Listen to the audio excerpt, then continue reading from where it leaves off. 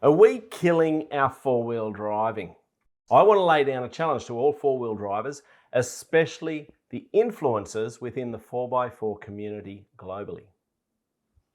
I'm going to read what I've written so I get it correct and don't go off script.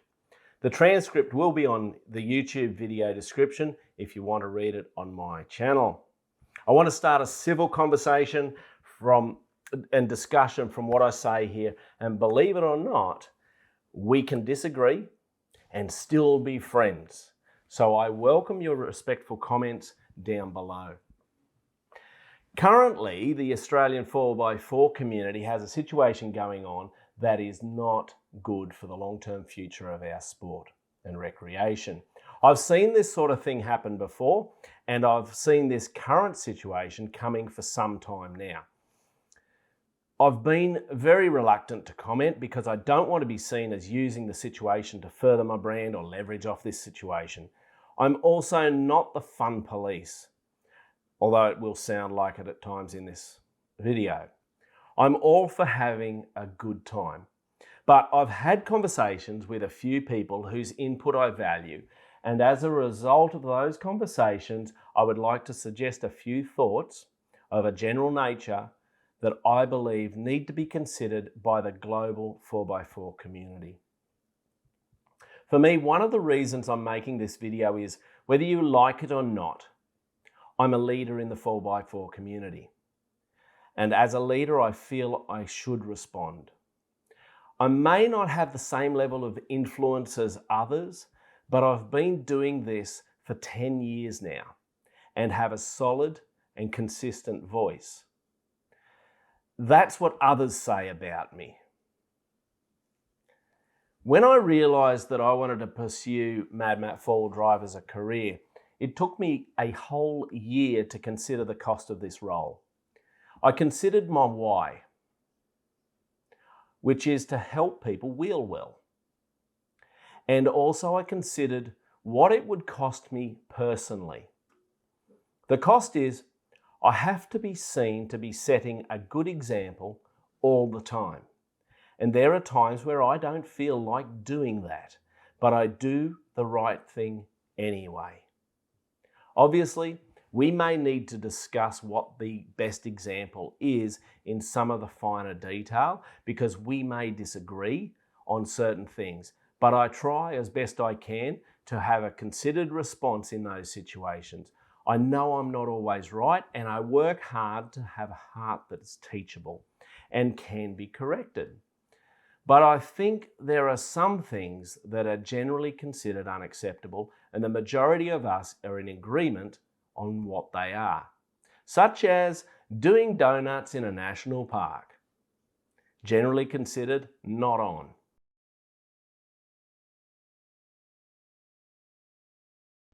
We get called influencers, which is a good term to define what we do.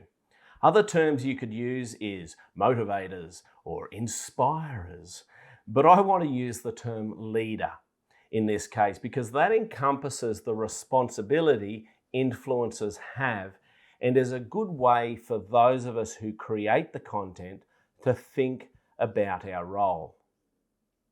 The barrier to entry to become an influencer is actually very low. Buy a camera and have a go. And if people follow you and enjoy your content, you're away. You are now a self-appointed leader in the community. And with that comes a degree of responsibility to the wider four-wheel drive community, whether you like it or not. Just because a lot of people watch your content does not for one moment make you better than anyone else. Arrogance is not acceptable, and it's not a good attribute. I believe that humility is required, and an attitude of humbly serving those who watch your content is the sign of someone who may be worth listening to. A good leader will serve those they lead. I certainly don't get this right all the time, but I have it as a goal. And I've asked certain trusted friends to call me out when needed. And in the past, a mate, Jono, has called me out. I really appreciated it. I didn't enjoy it, mind you. I've heard a few influencers say that they're an entertainment channel, as though that removes all responsibility from them if their content happens to teach anything. I absolutely deny that that is an acceptable excuse that gets an influencer off the hook. Impressionable people will watch the content, and some of them will want to have a go at doing what they saw being done. Influencers are setting the tone for what is acceptable, and there will be imitative behaviour from some followers. When a viewer watches a professional or someone they look up to at work, they may not pick up on certain subtleties the presenter understands and considers. Now, of course, influencers can't be expected to communicate all these elements, but I believe they need to be aware of it and take responsibility for what they show, because people are watching and learning. What are you teaching them? Where are you leading them to? What are you inspiring them to do?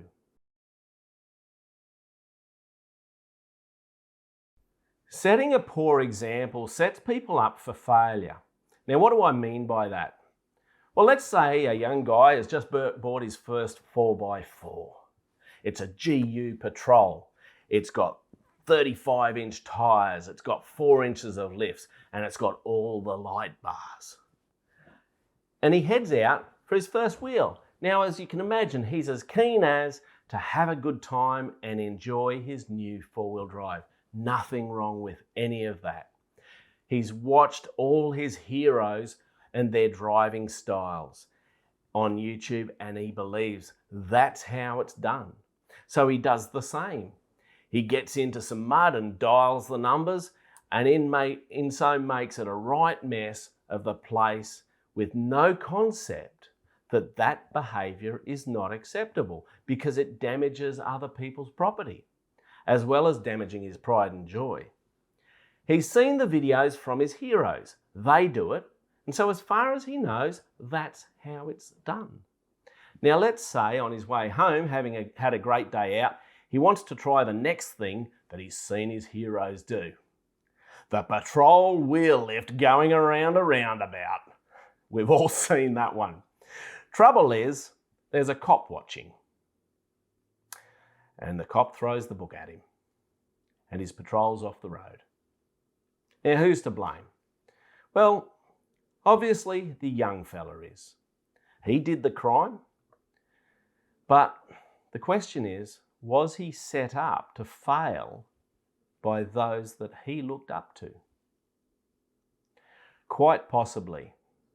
And this is where content creators have to be aware that they have a responsibility as leaders to the wider 4x4 community to demonstrate best practice. Generally, the police are given the job of enforcing the laws of the land, not making them. They may not do this correctly all the time, but most of the time they do a fantastic job, and they do get it right according to the law of the land. Fortunately, here in Australia, we live in a democracy where we have the ability to influence the law of the land. It may not be easy, but it can be done. Now, I want to give a shout out to a young fella who's doing a great example of doing this within the law of the land. His page is Back to the Bush here in Australia. He's stepping up in a big way to influence access to the bush, to stop track closures and such. So I'd encourage you to find his page and support him. Now, I know that a favourite hobby is to bag out the cops. But please consider this.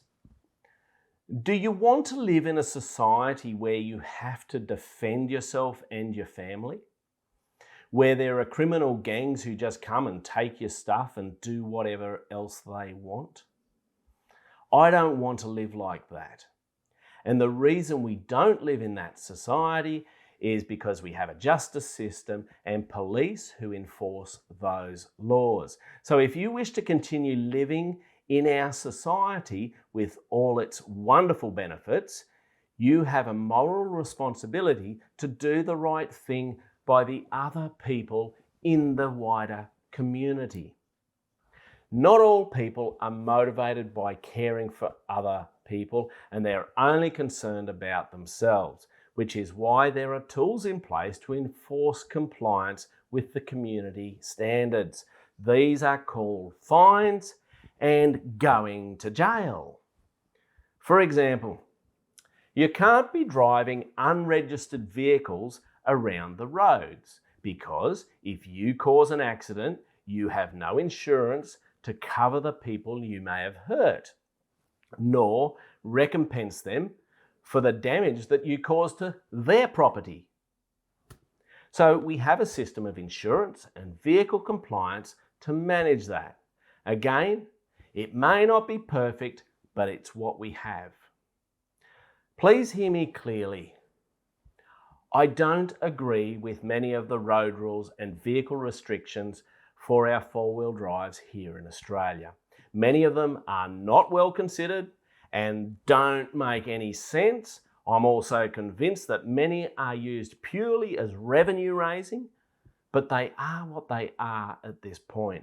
I abide by them because I respect the other members of our community and the framework within which we operate.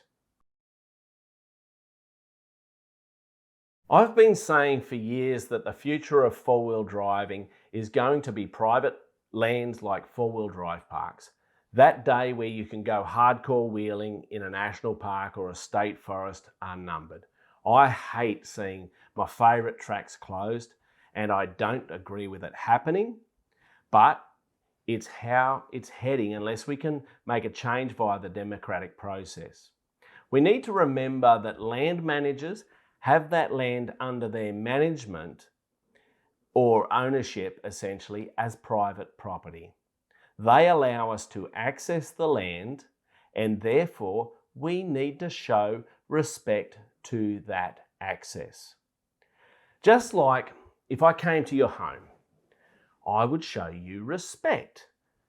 For example, I wouldn't go driving my four-wheel drive through your garden. That's respect. So there's a time and a place for all things. National parks, state forests and other land that we can access are not the place for disrespectful behaviour. If you're like me and love hardcore wheeling, going fast and doing all that stuff, then you need to look for more appropriate ways to do that. For me, I build an off-road race car, and that's how I get to go and do the stuff that I find fun. In the right place, I'm all for donuts, burnouts, ripping skids and rolling your 4x4. Give me a call, I'll be there. But our community places are never the right place for that. I want your thoughts and input into this subject. This is some of how I feel and what I think, but your opinion matters even if it's different to mine. So if you consider yourself part of the 4x4 community, I'd love to chat with you in the comments down below. We all have a voice and the right to speak, but please be respectful in your comments and civil, because if you're not, I'll just delete you, okay? And I don't like doing that. My desire here is to challenge those of us who lead our four-wheel drive community globally to step up and be the best version of leader we can be. And if you can't do that, maybe consider stepping aside as an influencer for the good of all four-wheel drivers. Four-wheel driving is a legitimate sport across the world, and it is dying in many ways because we are not leading well and inspiring those who look up to us to be the best that they can be Therefore, the question is, are we killing four-wheel driving ourselves? I'm Mad Matt. Stay safe on the trails.